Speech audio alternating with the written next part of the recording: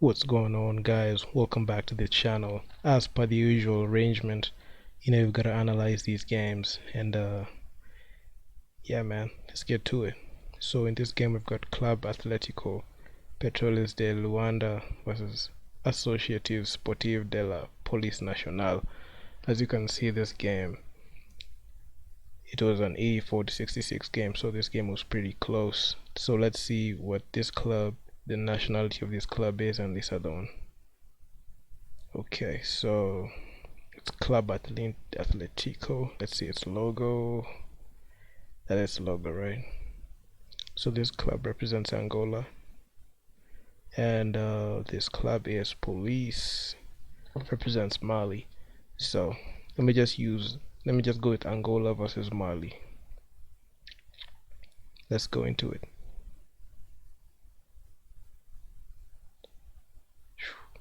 So the previous videos that you've seen me analyzing these games, you can take a quick notice of the way they have changed in the layout of the stats that they've been making, and the way the stats are being output, so they're more detailed and you're able to get more data.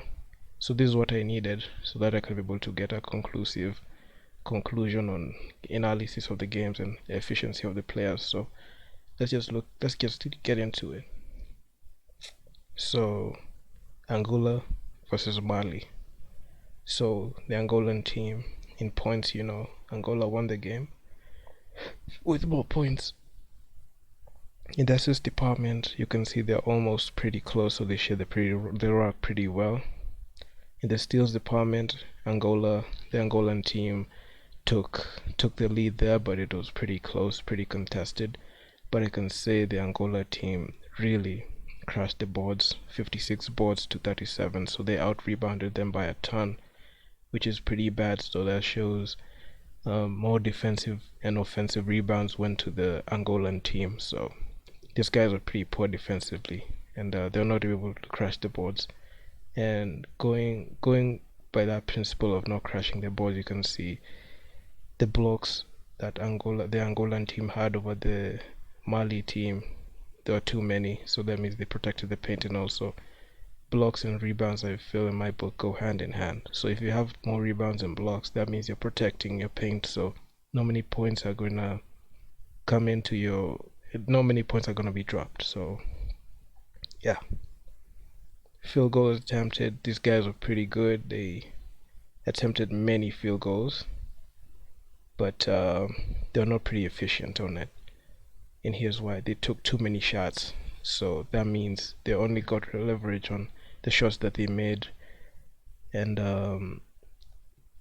the total rebounds that they had, because both offensive and defensive rebounds really happened in the possession, so they're not pretty efficient. Most teams are not that efficient because they didn't break even. At least you have to break even to half of it, so this isn't even half of it.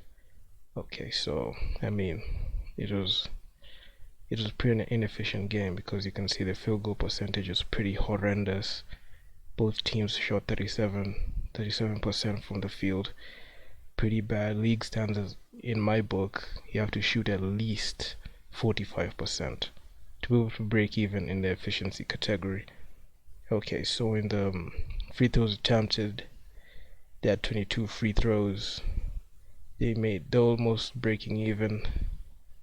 Both teams broke even in the free throws, but at least these guys the Angolan team made it to the line more. So I can say that that's the deciding factor, because they're able to draw more fouls and get to the line for more free throws. And yeah, I mean, 3 points attempted, they made so many threes, inefficient, unnecessary threes. They only made 11, so they didn't break even that point. These guys just better focus. They should have just focused on, like, not taking too many threes and passing the ball down low, because this really killed them. But all in all, they won the game. But this is the thing that they need to improve on so that they can compete better. Also, this other team, man, I mean, pretty bad from three. They shot under 30% from three. League average is at least 38 to 40%. So if these guys shoot like 25% from three, that goes to show you they have poor shot selections from three. So they need to improve on that. And turnover department pretty bad. They're turning over the ball too much, too much. But all in all, it was a good game. But field goal percentage and 3 point, especially the 3 point percentage, is pretty disappointing in my book.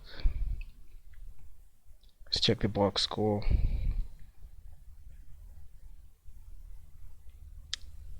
Okay, so as you can see, the stats are more detailed because in the other videos that I made, I was not able to get more conclusive stats. So yeah, it was a problem. So as you can see, the Angolan team, I know this guy Carlos Moraes, he was really a problem when we faced this guy in the Afrobasket. Even John Pedro, Leonor Paulo, these are guys that, and Joachim, these are guys that I knew them the time the Kenya Morans played in the Afrobasket, but that's not why we are here. We are just here to see how they performed. So you can see this guy dropped 16 points. John Pedro, as expected, this guy was pretty dominant. He had 17 points and 17 boards. Really crashed the boards pretty well. We've got also Dandao. I know Dandao. This guy is pretty good, pretty good.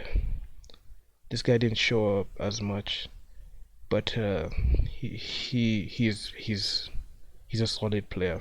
You just need him to show out again, so that they can be able to like get deep.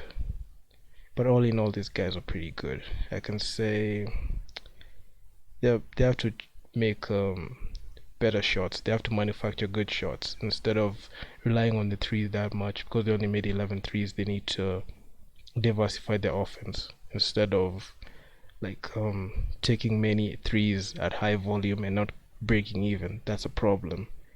If you're chucking threes and you're not making them, that means you're not selecting them, or you're not picking up good looks in the court. So yeah, that's where you draw a line with efficiency. So the losing team, okay, not much to say. There are only 3 players who averaged 10 points or more. But yeah, this game was pretty entertaining for me to watch. But yeah, the Angolan team really dominated this game, and not much to say about that. But yeah, these guys are pretty good, pretty good. As I was saying, the first quarter, it took many unnecessary threes. Okay, these X's not pretty good, not pretty good. But at least they made some threes. There's a 3 pointer just next to the line. If those many threes are not falling, they'll improvise by going more and attacking the paint mostly. And if that don't work, they can kick it out to an open three. They have to have like good 3 points marksmen so that they can be able to get the ball efficiently. These threes weren't dropping, and this was a problem. There was a turnover. This a 3 point jumper.